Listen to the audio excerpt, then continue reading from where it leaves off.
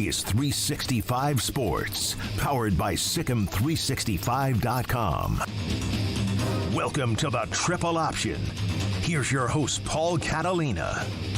Alongside Garrett Ross, G-Money, Stack Cash, right over there. Garrett's a big Houston rap fan, so I'm trying to get him a Houston rap name. And here's the thing about Houston rap, Garrett. I think Houston rap, as far as the collective names go, correct, have the most unique set of names outside of maybe Atlanta. Like Houston and Atlanta have a very good group similar of names. Yeah, they are very similar. Miami seems a little bit derivative. Yeah. Like they're kind of like, look, and not that he's the best one, and he's not even from Miami, but because it's hip hop, Flo Rida, his name is Florida. Right, like, correct. I mean, he just put a space in between it and says it different, but it's Florida. Right. So, Kansas City has like a small group, and they're all that, on the one song. They got that one hit. Yeah. They're all on Hood Go Crazy. Yeah. Which I can sing for you word for word. Can you really? Yeah. That's funny. I can't do it here. Right.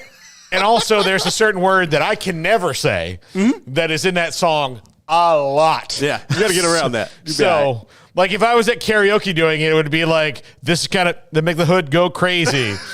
And then like, here's the other line, Right. These long pauses before you can come back in on the beat. Can't do it. So, love it. Anyway, thanks to everybody who's already on there. And I just saw myself dancing on the delay there. That was not great. That was not great. Didn't like that move?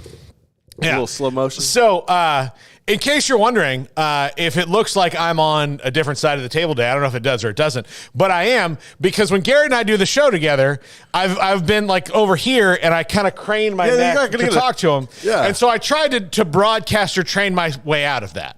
I couldn't do it. I timed myself the other day.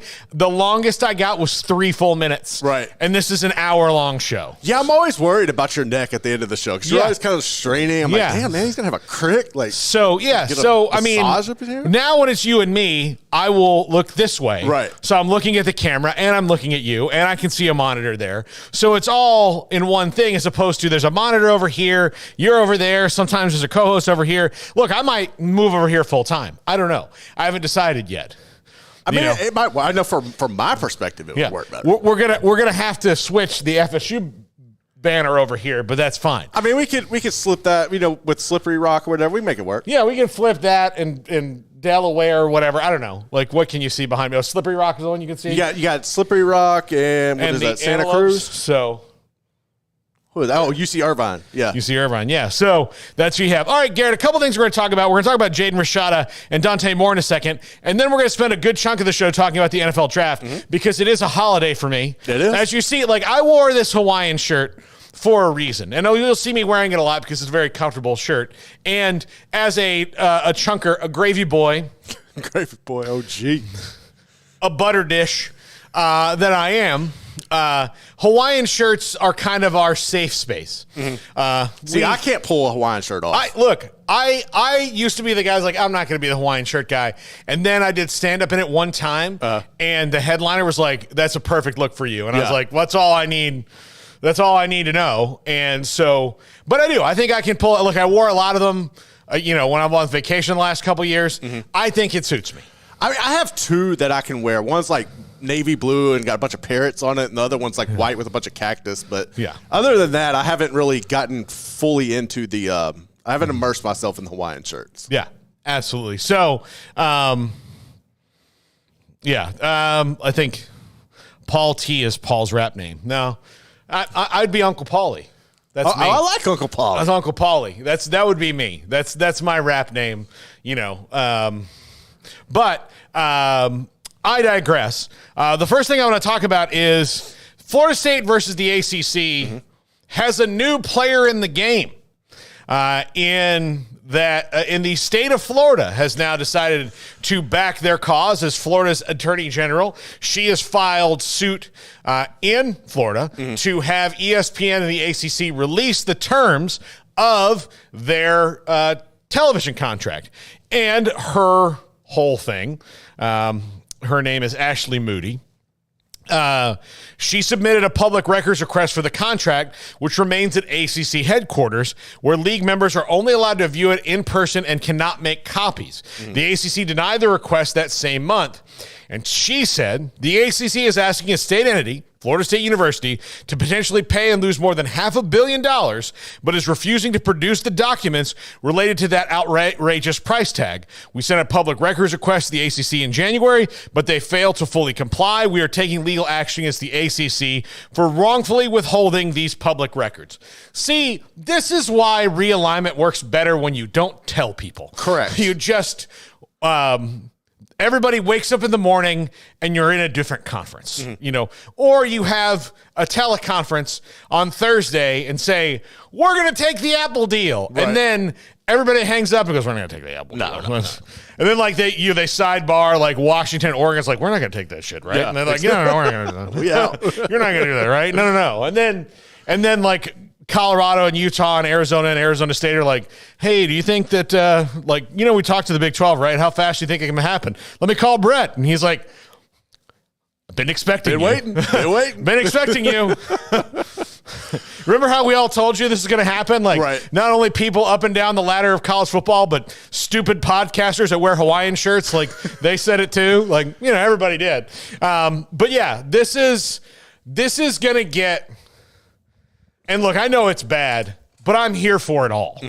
Because, and I'm even willing, as a fan of Florida State University and an alum, to be the sacrificial lamb of people ripping them apart. Because if this exposes some of the leaks and some of the ways that business was done, and it can get done better, now I have no faith that that second part can happen. Yeah, no. But if people can know these are the deals that were made, then yeah, I'm all for it. I want to know things. I think sunlight is the best disinfectant. So let's get it out there. And even if, look, I think the schools want this out there because they want to show, like, A, this is too punitive to do this. It prevents commerce from happening. And B, yeah, we did agree to this deal, but it's a bad deal, and there were circumstances in it where we were backed into a corner a little bit.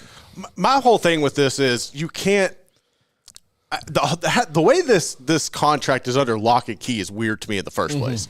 I don't understand that. To me, trade secrets is what ESPN says. You should be able. All right, so if you're all under this agreement, to me, you should have access to it, and especially if it's such a vital part in why you're holding Florida State captive per se. At the same time, like, this is inevitable. Like, the Florida State's gone, Clemson's gone. At this point, like, just get this over with already. Like, let's just figure this out. Let's get everything settled. To me, the biggest thing is ESPN. Like, why is ESPN, if they're paying Florida State on the low, why are they going to pay them more? Like, that's look, why I feel like they're the big hiccup with all this. There's the thing. Look, Florida State is not getting out to make more money tomorrow. No, it's long term. They're getting out to make more money long term. They know. Because they can't be fooled enough, especially seeing what the Pac-12 schools are all making in their leagues and what SMU is even making in their league, and Stanford and Cal. That's probably the bigger one. But the fact that like SMU's taking none of the TV money and all these different things, that to me is Florida State and Clemson say, like, look, we know that we're not going to go to this new league and get the full share right away, but we'll get a full share faster than we will if we stay in the ACC and wait for that contract to expire. Yeah.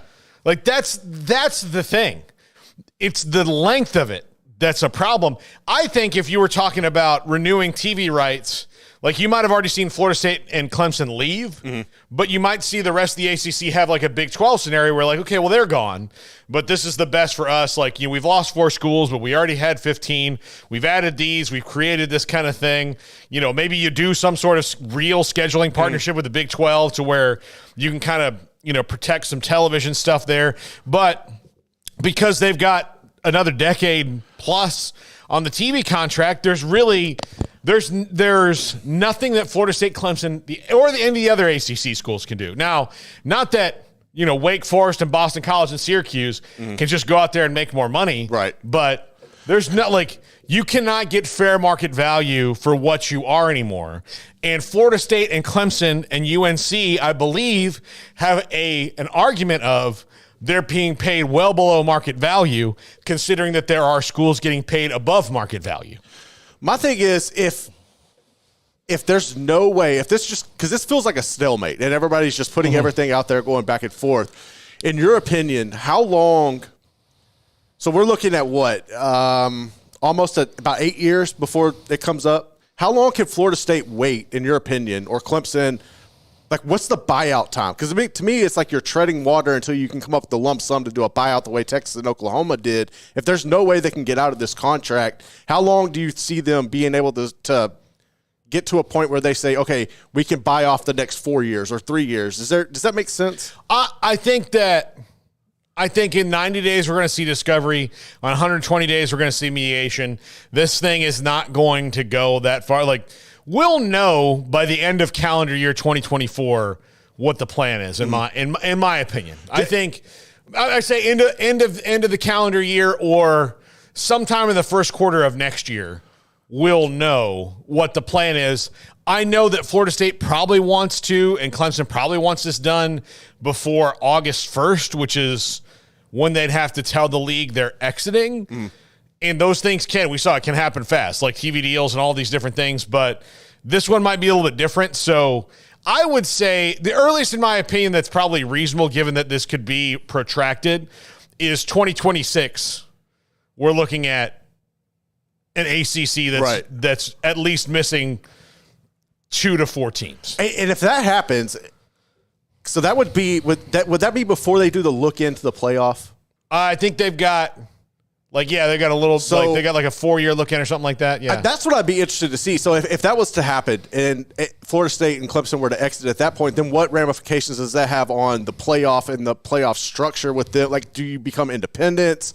And then with the structure of that, how do you find your way into the playoff? There's just so many factors here. And I feel like they have the leverage, like them and Clemson with the brand power that they have, should have the leverage to be able to pull this off where other programs just don't have that cachet. So I'm just interested to see how all this unfolds. Kaylani on the chat makes a good point. The Big Ten has their contract under lock and key too. So how does that get with Florida's Sunshine Law, which is what the Florida AG is saying here? They're doing business in the state of Florida, so they're subject to this Sunshine Law where they can't hide these things because they're doing business in the state of Florida with 2 entities.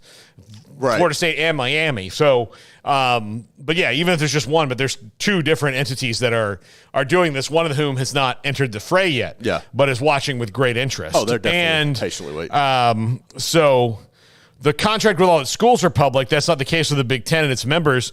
And this was revealed when the Washington Post did an FOIA request with Maryland. So,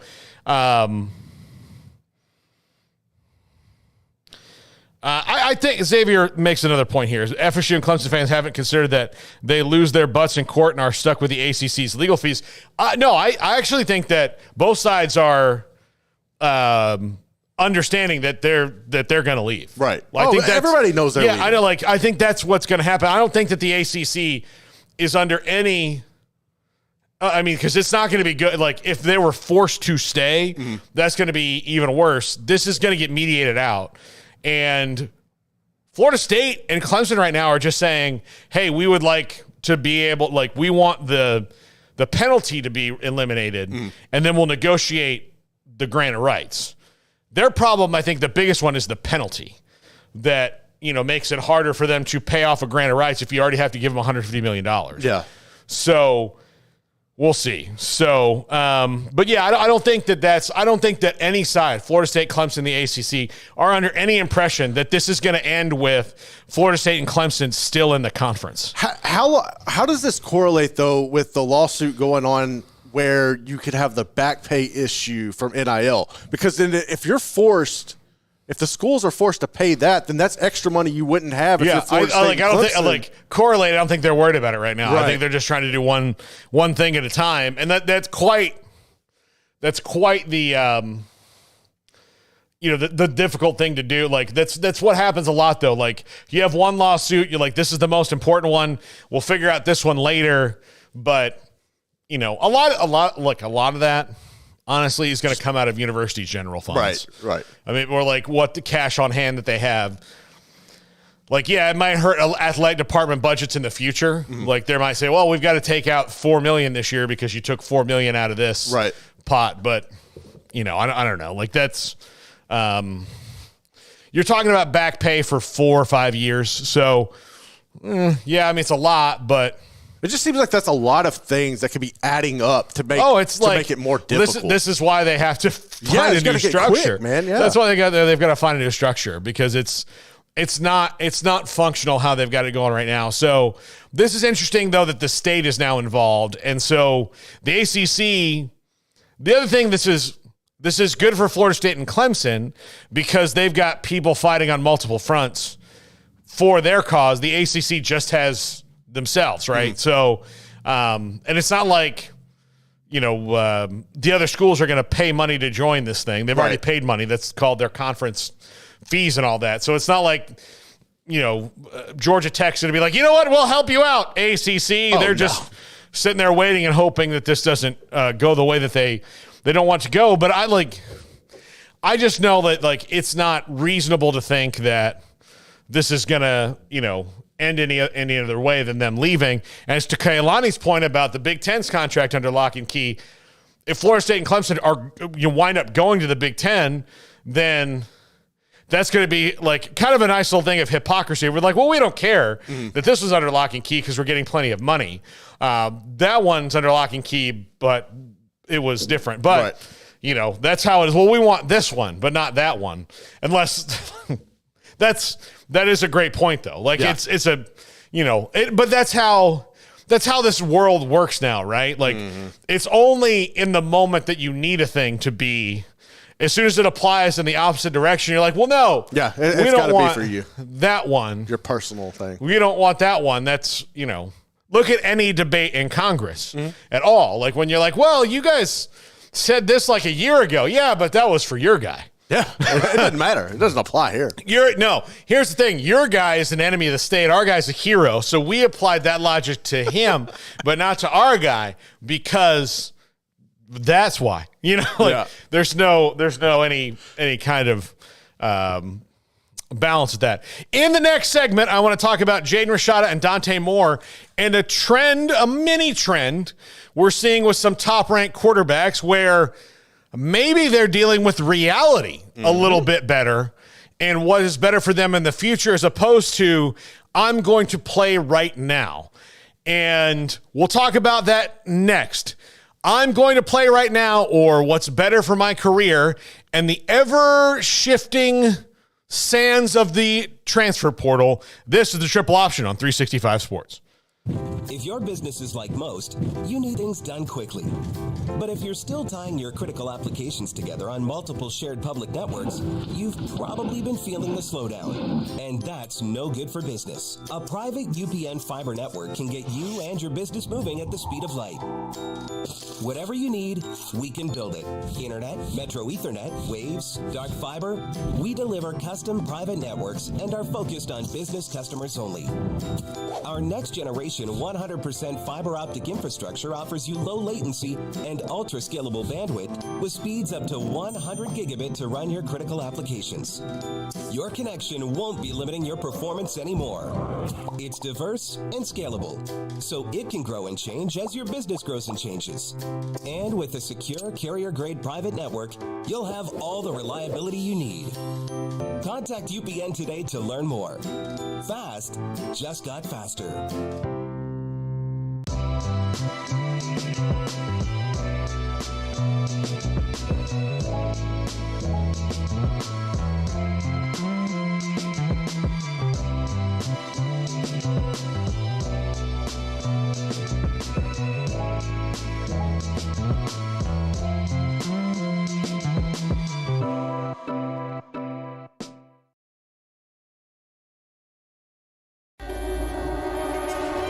This is 365 Sports, powered by SicEm365.com. Welcome to the Triple Option. Here's your host, Paul Catalina. Alongside Garrett Ross, G-Money.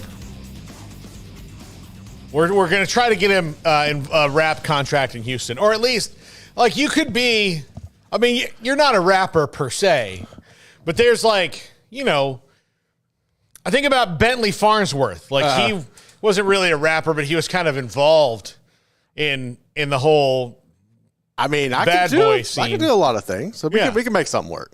Yeah, we can make something work. I just, you know, like if Bun B called you right now, you'd be ready to go. It's like Garrett, I'm out. Like, you'll never see me again. I forgot. Yeah, Bun B's like, all right, Garrett, and then, you know, here's your shot. Yeah, we go. Yeah, okay. Okay, so I mentioned in the tease the last segment, Jaden Rashada has transferred to Georgia now, and he's not going to start at Georgia this year. Nope. And he may not have started at Arizona State this year.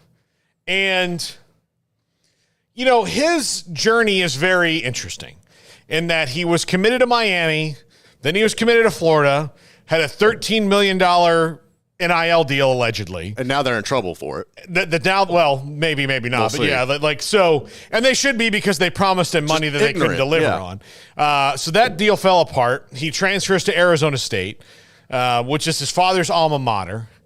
Then it doesn't work out there. And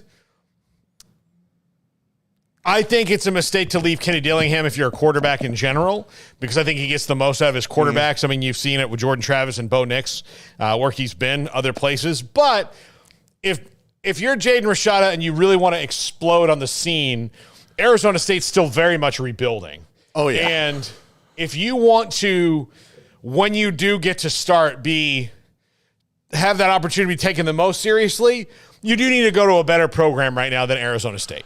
Bottom line. And it's kind of like it felt like he and his dad did Arizona State a favor by making him look cool for a little bit, but now he's gone. And maybe he wasn't going to start. Maybe Sam Leavitt didn't win that job straight up and down, but he's doing the same thing that Dante Moore is doing, going to Oregon, in that they were in the same class. They're like, so both those guys went to a place, didn't work out, or wasn't what they thought, and they each played a little bit, dealt with injuries, and then are going to a place where they can sit for a year, learn a system, and then hit the ground running with an elite program. And I think this is not going to be a trend necessarily, but it like you've seen two guys from the same class do it.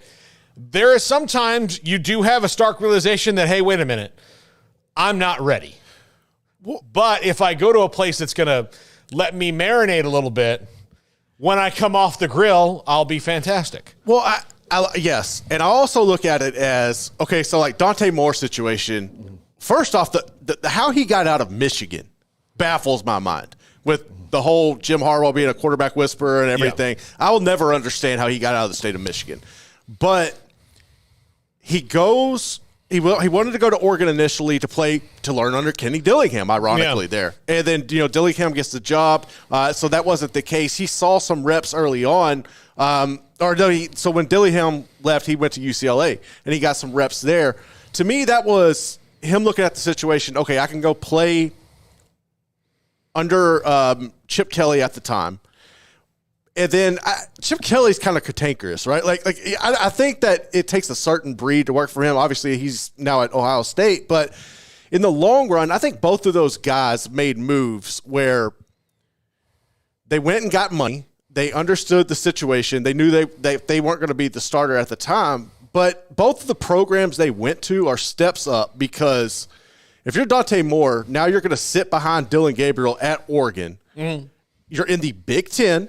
Yeah. You're going to get all that money. Oregon is set up, which, I mean, we've talked about this before. Like, they've never won the championship. They've been there a couple times. They're always that flashy brand. But I think they're set up significantly better for the future than what UCLA is from a championship standpoint. And if you look at Arizona State to Georgia, that's not even a comparison. No. Like, that's not – and So you go Apples to Georgia. to oranges right now.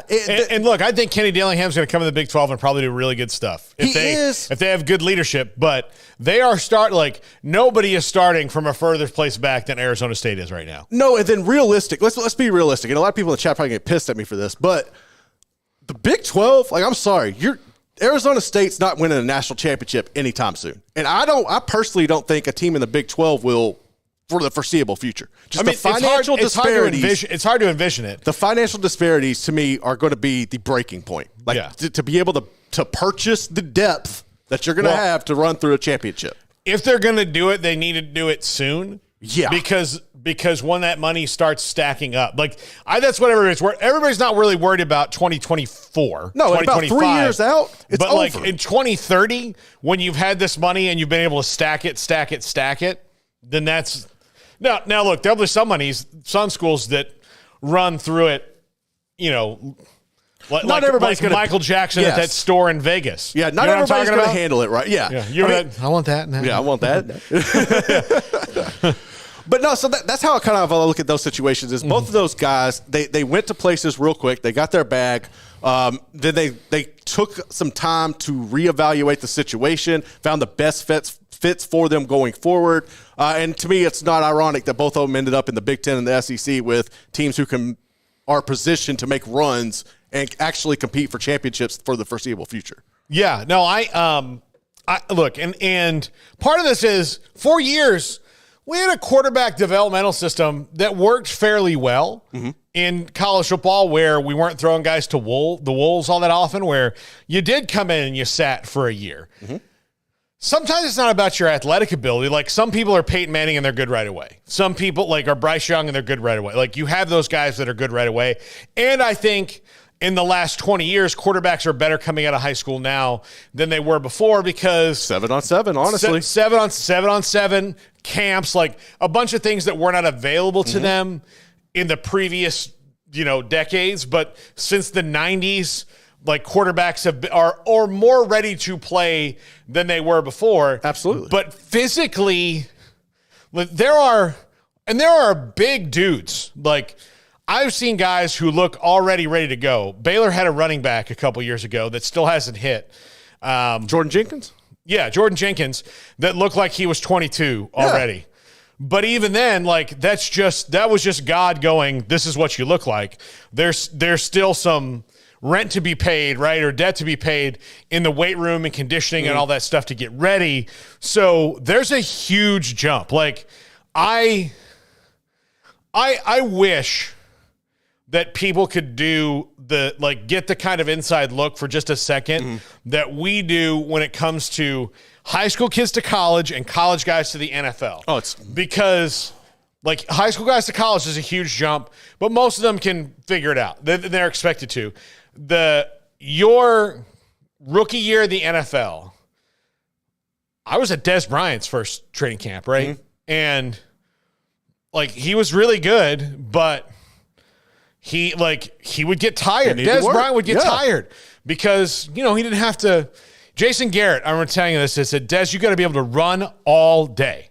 And he told him that, Alvin Harper would run 10 110s with the wide receivers and then run 10 110s with the defensive backs and then throw in an extra one or two with the linemen just because he could. Yeah. Because that's what he did. Of course, he was a track guy when he was at Tennessee. But even then, he's because Alvin Harper could run all day.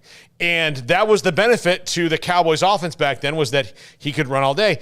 You have to, there are things, no matter how good. Players from Allen who have all the advantages in the world.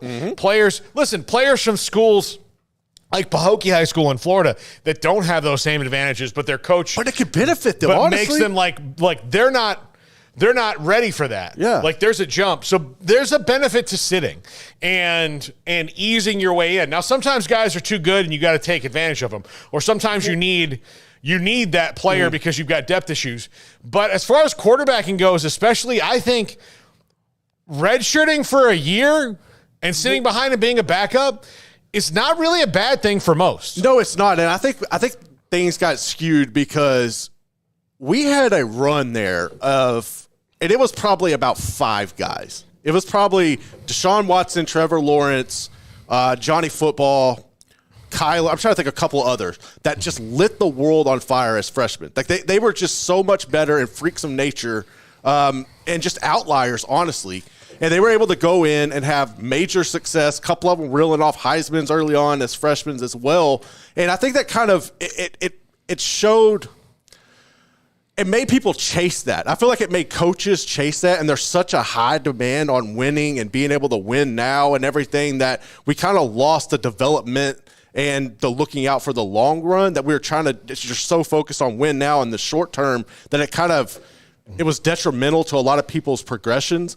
And I think you're starting to see, especially now as you're getting older and teams are getting older and staying longer, you're seeing the benefits of not just in football, but basketball. We're seeing it, if you get old and you get, that can be more beneficial than young, raw talent. Yes. At a time. Well, look, it's very beneficial, and it's always been the way that it works for the most part.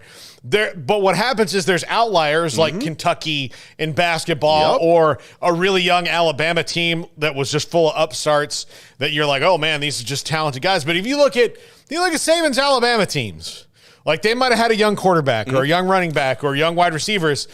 How many of those linemen were freshmen? Oh, my God. Like maybe one super stud. And it's like one freshman guard and then like a fifth-year senior at center, juniors at both tackles, a senior at the other guard that were there, that the best linebacker, usually a guy who's been there for 3 years. Like those things make a difference. And, everybody's because you're trying to win so fast. Everybody's trying to find those guys you can take a step. But especially at quarterback, I think this is a good decision for Jaden Rashada, especially if he feels like he needs to be better. I hate it for Kenny Dillingham because I'm a big fan of Dilly. I like Kenny Dillingham. Yeah. I mean, listen, he should, I think he's going to be really good.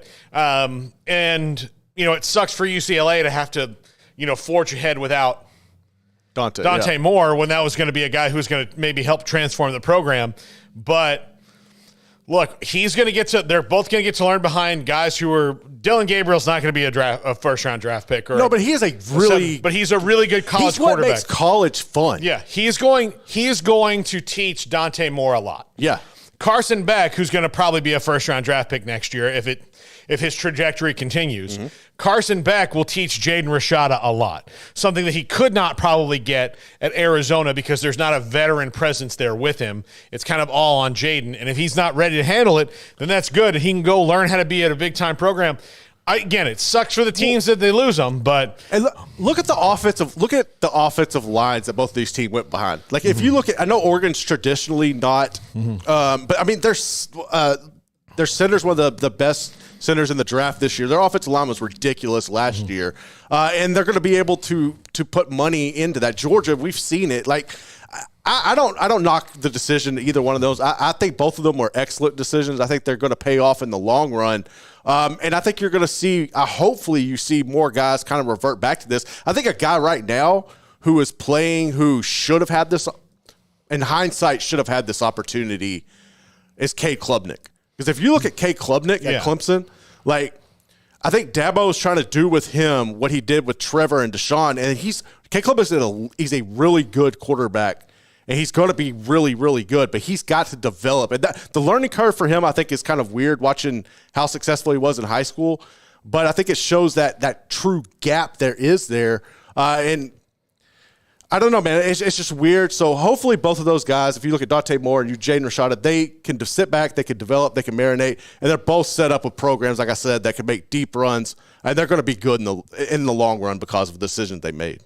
Yeah, absolutely. So, yeah, I think this is just – I think more people need to think about this. But people want – they want to play right now. Look, Nico Amalialva didn't play, right? He still got his money. Still going to get his money. Yeah. I mean, he only played in the bowl game and looked great. Avery Johnson played a little bit, but he didn't have to start. Now, look, Arch is going to sit. What? Arch is going to sit. Yeah, Arch is going to sit for 2 years. Yeah. So maybe it is more of a trend than we realize. Garrett Nussmeier. Yeah, Garrett Nussmeier is the most patient human being alive.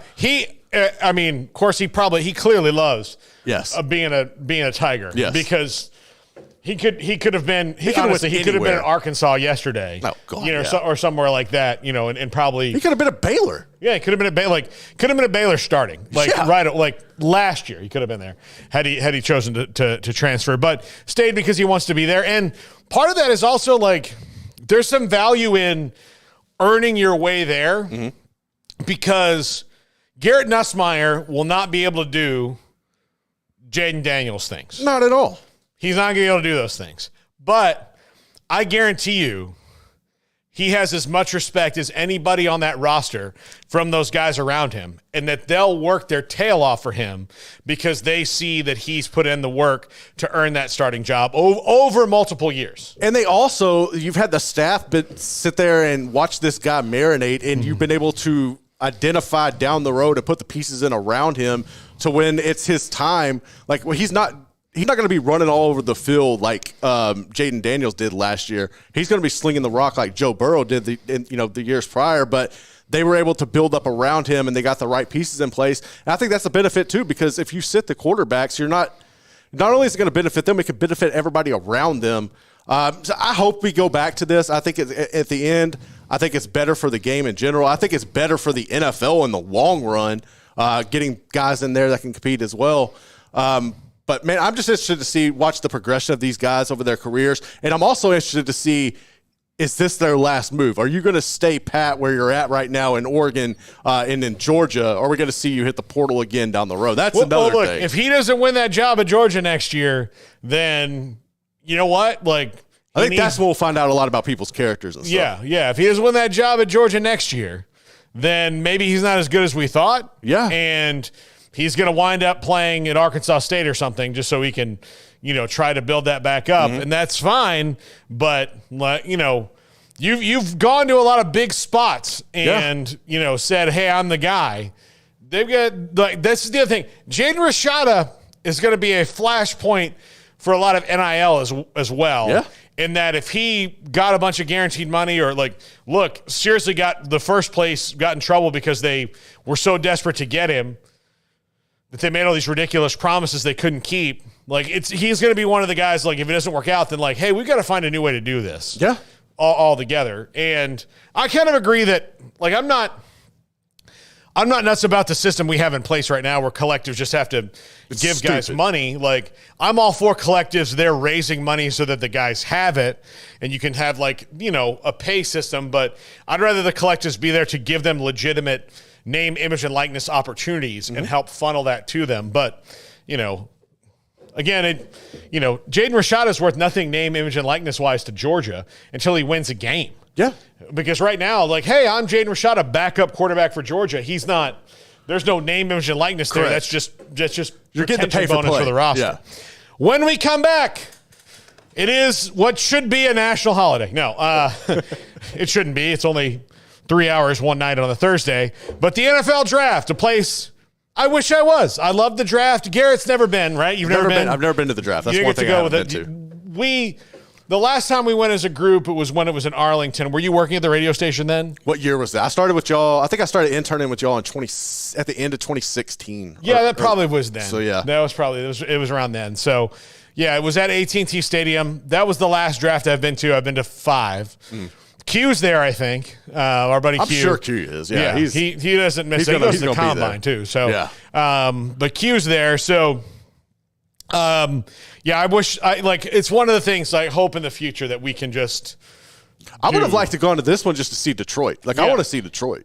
That personally, but I want to see Detroit apparently has really cool parts and then there's the dead part of the city that they shoot a bunch of zombie movies in. Hey, it happens, man. yeah. But yeah, no, I've never been to Detroit. When I flew from Albuquerque to Toledo, my flight, there was a flight from Albuquerque to Detroit, and then I could have driven to Bowling Green because it's not too far from Toledo. Yeah. But just went to Toledo and then had the time of your life. Really depressing experience covering 2 women's basketball games in Bowling Green, Ohio. And here's why it was depressing. I'll tell you why it was depressing. If you're watching it from Bowling Green, look, I'll just tell you, I thought your town was very boring, but that's all you guys. That's all you. But I just went from the town that they like. Here's all what made it boring, which was not fair to Bowling Green. Mm-hmm. I was in a hotel. We were in the hotel, and they were shooting the Lone Ranger movie, which admittedly was a total piece of crap. But like there were like a bunch of like Stephen Lang from Tombstone. He played Ike Clanton in Tombstone. He was the bad guy in Avatar. Like he was in there. Like a bunch of really cool character actors. I was on the elevator with Helena Bonham Carter. Like Dwight Yoakam was there. Like there was a lot of cool people there. Right. And then I got to get off a commuter plane and I'm standing in Toledo. And I'm maybe like they shot Breaking Bad in Albuquerque. Yeah. Better Call Saul. Like elite content. Like when they shoot a show like that in Bowling Green, I'll change my tune. Right. But nothing of that like that had happened. So that was probably early on Breaking Bad days too. And then I had to go there, and then I got to go to Atlanta right from there. Whew. So it wasn't like, I was going to all these, and then I went to Denver, and then I went to New York, like in that whole month. Trip, dude. So like Bowling Green in that little speck it's not a fair comparison. That's not even on the same planet. No. But yeah, I didn't want to, but like, yeah, it probably wasn't fair. It probably wasn't fair. And so Baylor, I got there, Jerry Hill was with me. I got there, and the game had already started by the time we got off the plane. Mm-hmm. We got there at the under 8 timeout in the first half. Baylor's playing like UC Santa Cruz or something like that. I don't even remember because it was over at halftime, or probably it was over at that timeout. Yeah. It was 42-7. Whoop. Nope. That's not something like that. It was a throw the damn towel moment for that. Then Brittany Griner and the gals played Florida in the next game. And that actually had my favorite women's basketball moment I ever covered, because at the press conference the next day, the girl who was the post at Florida was a really good player, but she had played internationally. And somebody said, is it different having to play somebody like Brittany Griner, given it was a fair question of like the different skills that she has compared to anybody else in the country? And the girl, she's British. She's like, oh no, I've played internationally. So it's, I've played people who are probably better, than Brittany Griner. And guess who was standing right over there? That was the last question. Kim and Brittany and Odyssey Sims were standing right over there. Listen to her say that. And I just saw Brittany was just like, yep, it was over. It was like the way, like, you ever seen like a weigh-in, for a boxing match? And Brittany was just like, yeah. Just like you see it like in her eyes. And then within a minute and a half, the first chance she got, she just went like elbow into the hoop over the girl. So yeah, I mean, if you ever wonder why, like, I will always rep Brittany Griner, it's for that moment there. Because I remember just looking over, and it just, in my head, it's just like Riddick Bowe and Lennox Lewis, and she's here we go. Let's go. So when we come back, let's talk draft. This is the Triple Option on 365 Sports. If your business is like most, you need things done quickly. But if you're still tying your critical applications together on multiple shared public networks, you've probably been feeling the slowdown. And that's no good for business. A private UPN fiber network can get you and your business moving at the speed of light. Whatever you need, we can build it. Internet, Metro Ethernet, Waves, dark fiber. We deliver custom private networks and are focused on business customers only. Our next generation 100% fiber optic infrastructure offers you low latency and ultra scalable bandwidth with speeds up to 100 gigabit to run your critical applications. Your connection won't be limiting your performance anymore. It's diverse and scalable, so it can grow and change as your business grows and changes. And with a secure carrier-grade private network, you'll have all the reliability you need. Contact UPN today to learn more. Fast just got faster.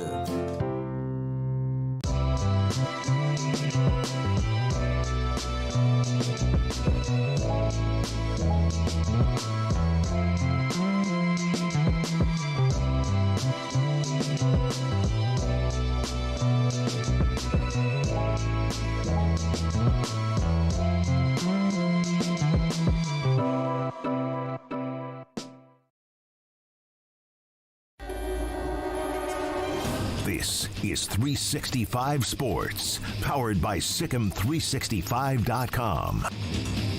Welcome to the Triple Option. Here's your host, Paul Catalina. Welcome back, Paul Catalina, Garrett Ross, G Money, Bun B, call him. Call him. Who else could call you? Oh, man. Zero could call me. Slim Thug could call me. Ellie Dollar could call me. See, good names. Good names. Good rap names. Charlie Boy could call me. Look, Kendrick Lamar is just his name. Yes. You know. Trey. I met Trey at Super Bowl. He called me. Yeah, you did. Let's see. You know, look, Ludacris is a good name, but his name is Chris. He was Chris Lova. He was a DJ in Atlanta before he blew up. Yeah, and then he became Ludacris, which is way better than Chris Lova. Yeah. You know. Like, look, Big Boy's a good name. Big Andre Boy's, 3000, good name. Yes. That's Atlanta, you know. Yes. 2 Chainz. Love 2 Chainz. 2 Chainz, Kansas City, right? No, 2 Chainz Atlanta. 2 Chainz is Atlanta. He just did that song with the Kansas City guys? Yeah. Okay. Was Titty Boy before it was 2 Chainz. Was what? Titty Boy. Before it was 2 Chainz. That's a terrible name. That's an insult. I know. Like, I know that you probably think that it means something else than it means, but it doesn't mean that. No. If I called somebody that, I would not be like, no. Yeah. Jeez. Pity boy. What a terrible. No wonder he went to 2 Chainz. And then he played college basketball too. Oh, yeah, that's right. He did. Mm-hmm. Yeah. So, okay. So, you guys should be Crisscross 2.0. Crisscross. All right. I used to love Crisscross. Look, here's what I never understood about Crisscross. So when you wore everything backwards, right? Mm-hmm. How'd you pee? How'd you pee? Was it an inconvenience just for the whole thing? I mean, I think you just had to be diligent and hope that you didn't have like a rush situation. I kind of look at it like the Raiders fans that are all decked out. Like, you got to go through a whole process to get Yeah, I guess. But, like, here's the thing. Like, a rush situation, you have to unbutton those jeans in the back, right? Like, that's, I mean, maybe you could with one hand, but, like, you know, you've got to unbutton and maybe unzip. Although I know they were bigger, so they probably just unbuttoned and fell down. That's probably why the overalls thing, because of the overalls. Yeah, you just drop it. You have to drop them anyway, right? You can't just, like, you got to go over the gate no matter what if you're wearing overalls. Yeah. Okay. I just wonder, you know. I just wonder, you know, that, like. This is things we need to know. Well, now, look, here's the thing. Is the inconvenience worth the name? I mean, hey, the money, paid off? Yeah. I guess it was. You know, like, is it, I often think, is the inconvenience, like, when I see, like, really stupid crap that people wear on, like, a red carpet to an award show, like, is the attention worth the fact that, like, you have to have people walking behind you, you know, making sure everything's okay. The other day, I saw a clip online. Katy Perry on American Idol, she had this, like, metallic shirt on, and it straight up and down, like, she had to, like, sink under the table real quick because it just fell off. Honestly, had I been the guy coming up singing, like, I don't need to win. I'm good. We're good. This is what I came for. That's all I needed. That's all I need to say. That's fine. You know, Lionel Richie's over there, like. Oh, yeah. Yeah. Living his best life. But, yeah, I saw that. And so, like, again, like, I hope it was worth it, you know, like. But is it really, like, you know, could you have done it simpler and more than likely gotten the same reaction? Yeah. So, but anyhow, Alan, to answer your question, Shakira. It's a favorite singer you would date, Shakira. Oh, my God, I love Shakira. Yeah. Shakira. You know, and my wife's going to watch me like Shakira. I'm like, she was watching that Super Bowl with me. She knows. Yeah. She watched my eyeballs. Honey, Shakira's singing. She's performing. It's not. Let's not interrupt. It's not. This is a moment. Look, I'll just tell you how much of a vibe Shakira has. She was on the stage with J-Lo, and people forgot for a second about J-Lo. Man, give me Shakira all day. But, yeah, I mean, you know what I'm talking about, right? Yeah. They're in that Super Bowl halftime show, and, like, everybody's J-Lo. Man. Shakira comes out, and you're like. I was waiting for Shakira the whole time. Hey, I didn't care about J-Lo. Like, hey, out of sight. Exactly. Get out of the way. Be gone. Go make your little documentary. Listen, Made in Manhattan. No one cares. Shh. Be gone. Are you still here? Come on. No. But anyway, draft tonight. Yep. Garrett, you are decked out in old school Washington gear. I almost wore a Redskins shirt, and I knew my wife would beat me if I left the house in that. And I was like, better not. And I thought about the Theismann throwback, but I was like, I don't want to be a jersey guy. Okay. I mean, that you know what? We might be able to get that signed for you. That would be dope. I've got listen, like that would. Yeah. Let me see. It's probably not. You hit up old Ricky? No, I'm gonna hit up Joe. Oh yeah, dude. Oh yeah. Yeah. I mean, we had him on the show. Joe will come on the show quite a bit. As a matter of fact, I'm going to mention to Smokey today that we may need to get Joe on to talk about whatever quarterback they draft. Absolutely. That great, always willing to do an interview. Great segment. Always really good. Love having Joe Theismann on the show. At the Super Bowl, he's he'll go around and do the things that he was contracted to do, right? I'm here for, this pill, whatever. Yeah. Whatever the thing is, this supplement. Yeah, here's some free ones. Try it out. You'll like it. And then, if you don't get him, if you say, hey, do you have time? He's like, you know what? I'll come back tomorrow. I wanted to come back and see these guys. So, yeah, I'll come back tomorrow. What time? 10:30? All right. 10:25. He's like, you guys ready to go? See, everybody needs to be like that, man. Without a girl with a clipboard going. Yeah. See, that's the efficiency I respect. I respect that so much. Respect for Joe Theismann. But I think, and I said this on a top 5 the other day, I think the Redskins, the Commanders have a huge chance to really, this is a reboot all the way around. And the way that the previous administration set up this draft by getting that extra second round pick, and then, of course, they sucked last year and wound up with the second overall pick. Again, the only thing that would have been better had they been worse than the Panthers.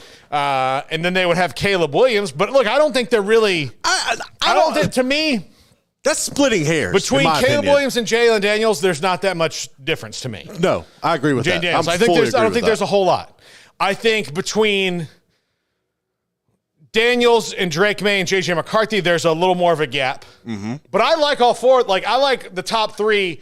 I'm willing to trust a lot of people on J.J. McCarthy because he wasn't really asked to do a lot at Michigan because he didn't have to.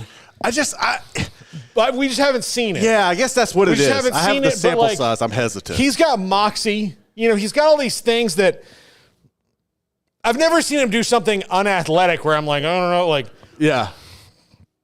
Even, here's the thing, when Tim Tebow got drafted in the first round, and this is not me slamming Tebow. That was stupid. I was like, if you guys really watch this guy throw, he's not an NFL dude. Not at all. He's a supreme athlete. Unbelievable athlete. He could have been a good H-back or something, but not a quarterback. If he would have done that right away, he might have been good at it. But since, everybody, people convince him, oh, no, you're a quarterback. Mm-hmm. Shut the door, Jack. I'm going to embarrass you on the air for that. Been in there for 10 minutes, just walks out, leaves the door open. All fogged up. Yeah. Yeah. By the way, I just watched me walk back into frame. I appreciate the comedy of that moment. Jack's like, damn, man. Well, I'm right here. I switched sides. I'm all the way. Bidet King. Yeah. BidetKing.com. They have not responded, but that doesn't mean I'm going to stop. Don't give up hope. They have not responded. I'm probably going to need to send them a supercut of all this stuff. They'll see me in different shirts with different people saying different things about BidetKing.com. As a matter of fact, somebody on the board sent me a message and asked me what the website was, and I told them it was BidetKing.com. There you go. So don't be disgusting. BidetKing.com. So, no, I think Washington has a great spot. I'm really curious to see what Atlanta does because Atlanta addressed a lot of their problems through free agency for immediate help, as did the Bears. The Bears only have 4 picks, though. Mm-hmm. And the top 5 today will be actually the top 35 because I've got to make 35 picks. But I'm doing a mock draft. Mm-hmm. You'll see my full mock draft, and then you can go comment on it and be like, Paul doesn't know anything. I only made a couple of trades because it got harder and harder. Yeah. Seeing what's going on, and then you trying to fit needs with people, and it was tough. What was your biggest trade? The Vikings. Team? The Vikings going up Vikings to the Chargers. Yeah. I decided that I think the Cardinals are going to stay pat and take Marvin Harrison Jr. Oh, God, they should. Yeah. Because look, like they could trade back and then trade up again with all the capital they have, which is possible.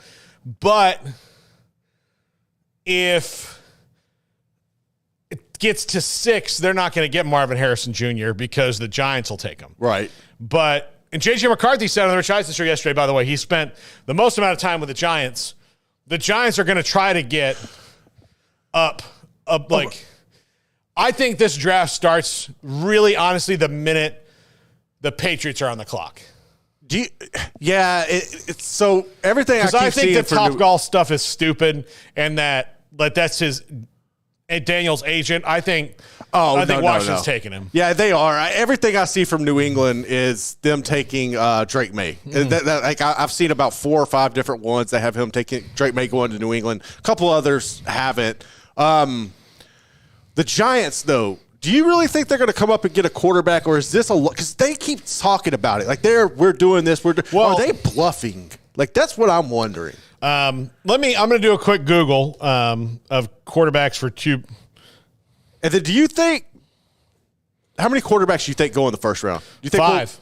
Do you think Bo Nix sneaks in somewhere? I think Penix does. Penix will, but you don't think Bo Nix? And Dion tweeted about Penix yesterday. And I think he's right. Like the only reason you should drop Penix at all on your board is you're worried about his injuries. Yeah. But as far as like being a quarterback, he's got that down. Well, everything I keep seeing is the Raiders probably the best bet for him. I don't know. That would be interesting. That would definitely be an interesting fit there. Yeah. So 2025 quarterbacks. Look, Quinn Ewers is going to be in the draft. Carson Beck's going to be in the draft. Shadur Sanders is going to be in the draft next year. And then you've got, to me, a bunch of question marks. Like, all right, you've got guys like Cam Ward and DJ Uiagalelei. Well, I don't know if DJ Uiagalelei, look, they're both in their 5th, 6th years. Yeah. Like, they're college quarterbacks, and we'll see if they get to the NFL.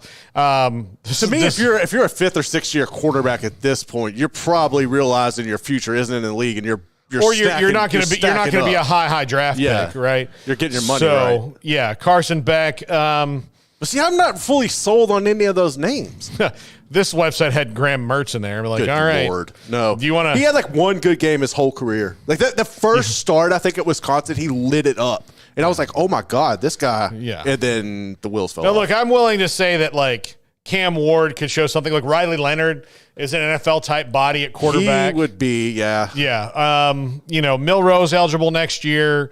Connor Wigman is, and so is Noah Fafita, although I think that's too many. Fafita's going to stay, in college for another year. So there's not like the quarterback draft this year has the one. 4 legit first rounders and 2 guys who could be in question. Mm-hmm. And then you go down and like Spencer Rattler, Michael Pratt, Jordan Travis, to me, are that next level of guys who are good quarterbacks. Who like, look, if I'm a team that has like the Cardinals in a Kyler Murray situation or the Giants in a Daniel Jones situation, if the Giants didn't get a quarterback, I would draft one of those 3 guys and just see what happens. Just as what happens with Kyler Murray if he can't stay healthy. Let's say we can develop somebody. Well, you mean do the Giants have a second round? Like, do you know where they? I don't have the. Yeah, they have the Giants could very easily get Bo Nix. That's what I'm saying. Because if you could wait, like that's what I'm saying. If you grab like a top end receiver or you shirt up a lineman right there, and then you grab Bo Nix I think that would be better for them in the long haul. Yeah, but they're at 6. I think they're going to get super aggressive. And we'll see. Like they've got to get in front of the Vikings. That's for sure. Because if they don't, then they're in trouble. Is there a player, like an intriguing player you're keeping an eye? Like for me, it's Chop Robinson. I'm interested to see. Yeah. I think he would be unique and like the perfect person if Baltimore was to take him, and then you start seeing Tampa. I think that would be a good fit too. Yeah. But he's one because Penn State can put out some dogs. My most intriguing player in the whole draft is Malachi Corley from Western Kentucky because he's got these Debo Samuel comps. Right. Like, where does he wind up? Where does he go? Because he can do a lot of things. And there's going to be some players in this draft that can do separate things. Like Sione Vaki has there's some guys like Sione Vaki might, because of this kickoff rule now, there's some guys who have some worth especially as fourth-round rookies in special teams play, because Sione Vaki will be a great special teams player for you right off the bat. And with the new kickoff rule, like, if you have him, like, I would hate to see the Cowboys draft him. One, because maybe he winds up being a running back. I don't know. He's probably a safety. But, look, you can run some gadget stuff with him. Right. And you have Kevontae Turpin and him, and you could see all the different plays they run off these things where he can be very valuable to you in the special teams game. So, yeah, I think those are my two guys who I'm very, very intrigued by. The other one, like I mentioned him yesterday, was Will Shipley. I'm curious. I haven't heard a lot of buzz about him, but I feel like in the right system, like he would be. He's like a patriot. Like I think he's like the perfect patriot. Yeah, well, the old school. We'll see like what Gerard Mayo does. But yeah, there are teams. Let me pull the draft up. I'll tell you right now. Keep count for me, Garrett. All right. How many teams I say here? Okay. Buffalo could draft anything but a quarterback and a running back, in my opinion. Right. And they're a good team. They need wide receivers. And you could use help at any other position. Baltimore needs offensive line, maybe some defensive here and there, a wide receiver. Yeah, wide receiver. But like Arizona, Carolina, Chicago, Dallas, the Rams, the Jaguars, the Broncos, the Colts, the Saints, the Vikings, the Raiders, the Chargers, Dolphins, Giants, Seahawks, Jets, Patriots, Steelers, Titans, Bucks, and Washington. That's most of the league. 23 teams could draft almost any position and be justified in doing it. Any pick in the draft based on the best available. There are enough like spots where they can improve. Yeah. And so I don't think I said Cincinnati, but outside of quarterback, like Cincinnati, like work. Like they could. There's things they could do. So I think that this draft is going to be wide open. It's going to be crazy. And when you see my top 5 mock draft later, which will be the longest top 5 ever, when you see that, know that there's not a lot of trades, because as you get into like really like I've done a million mock drafts with every team, all that to try to like work this out and be as astute as I can. The problem is when you start to do one for real, you really have to like know what you're talking about. Right. And I probably needed a second person there to help me trade and do things. So I was just sitting alone in my office doing it. And I ran through it like 7 times before I got a draft that I felt looked pretty comparable, pretty competent. Like this makes sense for every team, because I don't know who's going to trade or who's not going to trade. Right, but I do think the Vikings are going to trade, and that's the biggest trade I made. But you'll see that later on the top 5. We've got Kyle Yeomans, father of 3 all of a sudden. He just had some triplets. But DallasCowboys.com and Mickey Spagnola, DallasCowboys.com, bookending the show to talk draft with us. Then we've also got Max Olson. We've got Jeff Traylor. We've got Craig's Off the Radar. And I'm leaving a guest out. Hold on. I will say it in 1 second. No, I got them all. That was it. That was all the guests. It's the top 5. Got them all. And then the top 5 with a mock draft. So we'll see you in an hour. I have to go film that thing right now because Smokey doesn't have the patience to sit through it. I was wondering about that. Nor should he. I am not begrudging him that one. When I said I'm going to do a mock draft, the first thing he said, "Why did you tape that?" Yeah, and I said, I got good idea, man. Condo business. That's a good idea, buddy. We'll do that. That's coming up this afternoon. This is the Triple Option on 365 Sports. If your business is like most, you need things done quickly. But if you're still